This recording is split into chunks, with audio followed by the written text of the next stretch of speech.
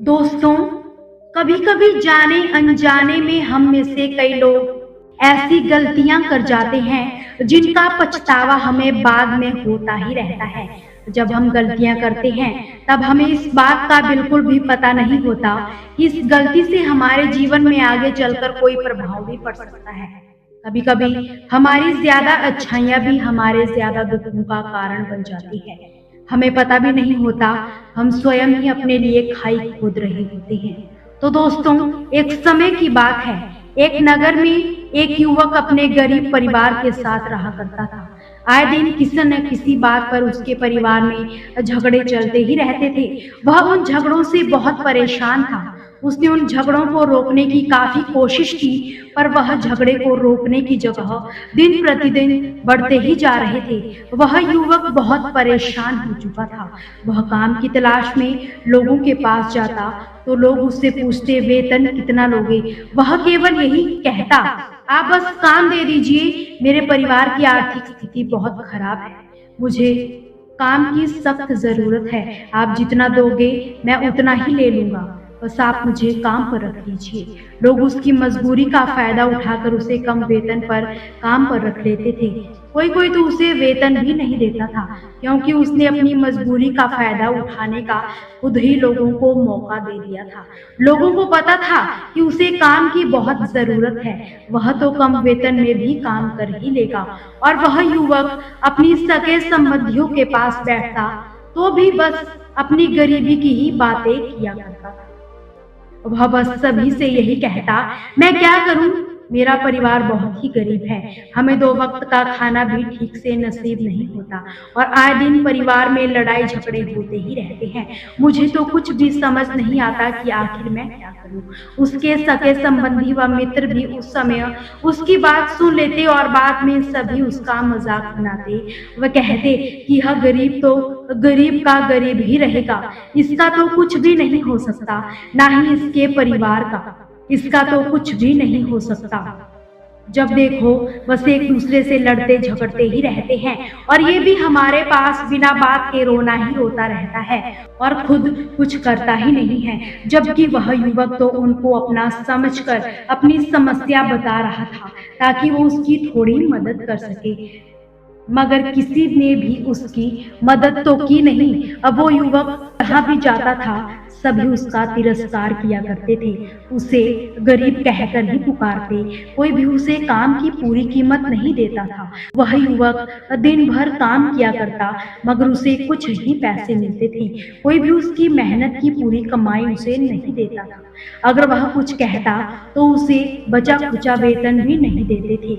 अब युवक को तो काम की सख्त जरूरत थी, इसलिए उसे काम तो करना ही पड़ रहा था। धीरे धीरे समय के साथ उसकी हालत बहुत खराब होती चली गई। सभी उसका इस्तेमाल करने लग गए, क्योंकि सभी को पता चल चुका था कि युवक गरीब है। सभी उसका अपमान भी किया करते थे।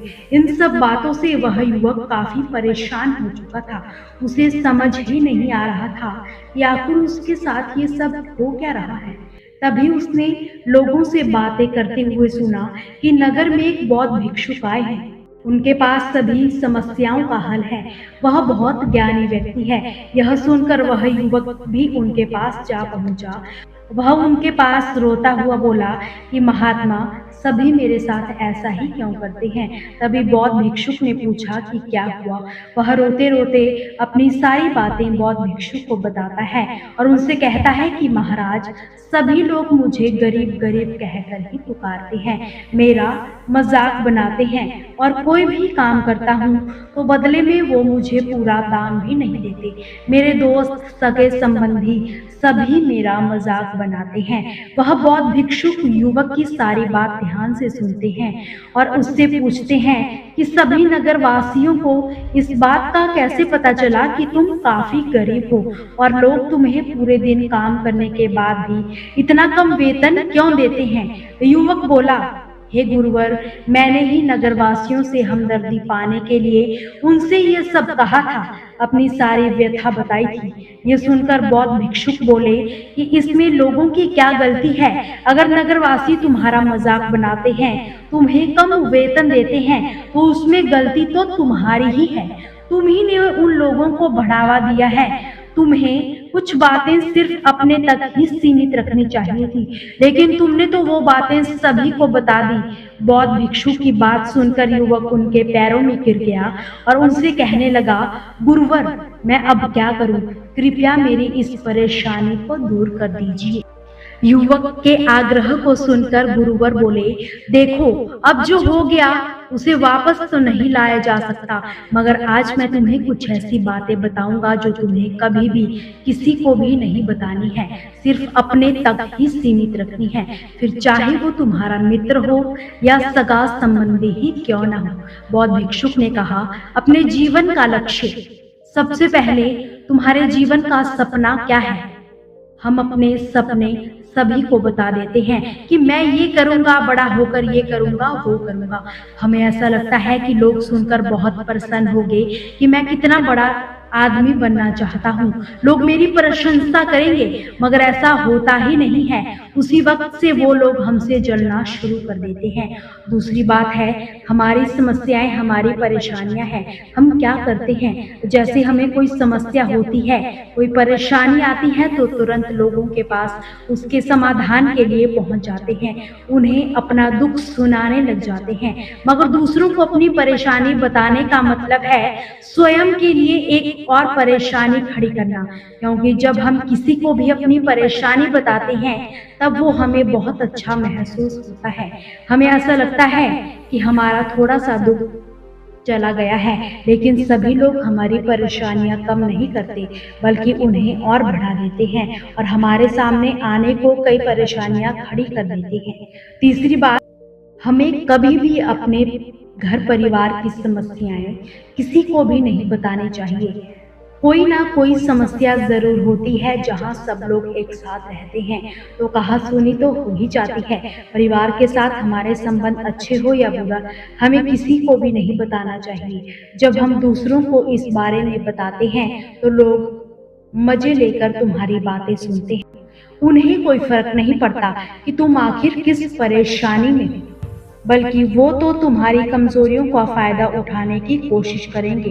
तुम्हें तुम्हारी परिवार की समस्याओं को आपस में ही परिवार के साथ बैठकर सुलझाना चाहिए, फिर दूसरों को बताने की जरूरत ही नहीं पड़ेगी। बौद्ध भिक्षुक ने उसे चौथी बात ये बताई कि कभी भी अपनी संपत्ति किसी को भी मत बताना। उन्होंने कहा कि किसी को भी ये मत बताना कि तुम कितनी चीजों के मालिक हो या फिर तुम्हारे पास क्या क्या संपत्ति है। तुम तो लोगों को ऐसे ही अपने बारे में बता देते हो।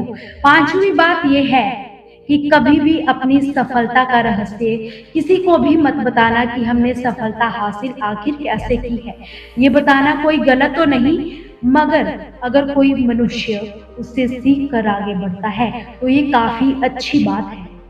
लेकिन अधिकतर यही करते हैं, हमारे बताए गए रास्ते पर हूबहू चलना शुरू कर देते हैं और अगर वह हमारे द्वारा बताए गए रास्तों पर चलकर असफल हो जाते हैं तो फिर वह हमें ही दोष देने लग जाते हैं, जबकि सबके लिए सफलता का एक ही तरीका काम नहीं करता है। जिस तरीके से तुम सफल हुए हो, जरूरी नहीं दूसरा भी उसी तरीके से सफलता को प्राप्त कर सके। इसीलिए कभी भी किसी को भी अपनी सफलता का रहस्य मत बताओ। आगे बौद्ध भिक्षुक ने कहा, अपने द्वारा की गई मदद का ढिंढोरा कभी भी मत पीटो। फिर उन्होंने आगे कहा, अगर तुम किसी की मदद करते हो तो उस मदद को सभी के सामने व्यक्त मत करो। ऐसा दिखावा कभी भी मत करो कि लोग तुम्हारा सम्मान करें, समाज में तुम्हारा नाम हो। मदद करो मगर उसे गुप्त ही रखो तो बेहतर रहेगा। सातवीं बात जो कभी भी किसी को भी नहीं बतानी चाहिए, अपनी आमदनी का जिक्र दूसरों के सामने कभी भी मत करो। फिर बौद्ध भिक्षुक उसे अंतिम बात बताते हुए कहते हैं कि कभी भी अपनी इनकम का जिक्र दूसरों के सामने मत करो। चाहे वो आपका सगा संबंधी हो या कोई घनिष्ठ मित्र, क्योंकि ये एक ऐसी बात है जिसे हमें बस अपने तक ही सीमित रखना चाहिए। अपने मित्रों व अपने सगे संबंधियों को भी अपनी आमदनी कभी भी मत बताना, ना तो कभी किसी से भी उसकी आमदनी पूछना और ना ही अपनी आमदनी दूसरों को बतानी चाहिए, क्योंकि जब हम अपनी आमदनी बताते हैं तो लोग हमारी स्थिति का आसानी से पता लगा लेते हैं, जो हमारे लिए बिल्कुल भी सही नहीं है। क्योंकि यदि हमारी आमदनी कम होती है और हम लोगों को बता देते हैं तो लोग हमें गरीब समझकर हमसे दूर होने लगते हैं, हमारा तिरस्कार करने लगते हैं, हमें नीचा दिखाने लगते हैं, हमारी इज्जत नहीं करते। अगर हमारी आमदनी ज्यादा होती है और हम उसके बारे में बता देते हैं तो लोग हमसे मतलब से ही रिश्ते रखना शुरू कर देते हैं। उनसे, हमसे नहीं, केवल हमारे पैसों से ही मतलब होता है। लोग आपसे इसलिए रिश्ता नहीं जोड़ेंगे कि आप एक अच्छे इंसान हो, बल्कि इसलिए रिश्ता जोड़ेंगे क्योंकि आपके पास धन है, दौलत है। जो लोग आपको पसंद नहीं करते वो भी धन की वजह से ही तुमसे रिश्ता रखेंगे और ऐसा बर्ताव करेंगे जैसे कि तुम उनके लिए बेहद खास हो। इसलिए कभी भी किसी को भी अपनी आमदनी मत बताओ, बस इसे अपने तक ही सीमित रखो। युवक उनकी ये सभी बातें बड़े अच्छे से समझ चुका था। वह उनकी बताई सभी बातों पर अमल करता है और खुशहाल जीवन अपनों के साथ जीता है। तो दोस्तों, आपने इस कहानी से क्या सीखा, हमें कमेंट करके जरूर बताएं। आपसे फिर मुलाकात होगी ऐसी ही मोटिवेशनल वीडियो के साथ। हमसे जुड़े रहने के लिए हमारे चैनल को सब्सक्राइब जरूर करें और वीडियो को ज्यादा से ज्यादा शेयर करना बिल्कुल भी ना भूलें।